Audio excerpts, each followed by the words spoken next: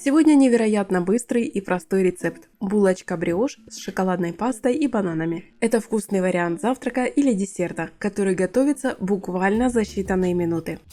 Начинаю с подготовки булочки. Напоминаю, что список продуктов вы найдете в описании под видео.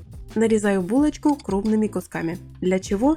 Сейчас все увидите собственными глазами. В нижней части каждого кусочка делаю надрез, но не до конца.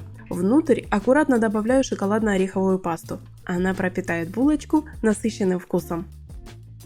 Теперь готовлю смесь для обмакивания. В миску разбиваю яйца, добавляю молоко, сахар и ванильный сахар. Венчиком хорошо перемешиваю. Масса получается однородной. Дальше булочка отправляется в яичную смесь. Хорошо пропитываю с обеих сторон, чтобы она впитала нужное количество жидкости, но не развалилась. Теперь на сковородке растапливаю кусочек сливочного масла. Как только оно зашипит, выкладываю булочку и обжариваю до золотистого цвета. Переворачиваю и жарю с другой стороны. Подписывайтесь на канал.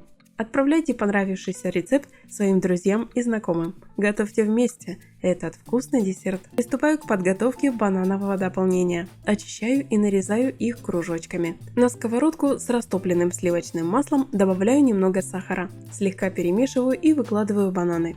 Они становятся мягкими и ароматными. Главное не мешать их слишком активно, чтобы не превратились в пюре. Осталось собрать блюдо. На тарелку кладу румяную булочку. Сверху готовые бананы. Для красоты и дополнительного вкуса присыпаю сахарной пудрой. А если хочется еще интереснее, добавляйте шарик ванильного мороженого. Попробуйте, делитесь впечатлениями в комментариях, а в заставках вас ждут другие аппетитные идеи. Обязательно загляните, подписывайтесь на канал, впереди еще много интересных рецептов.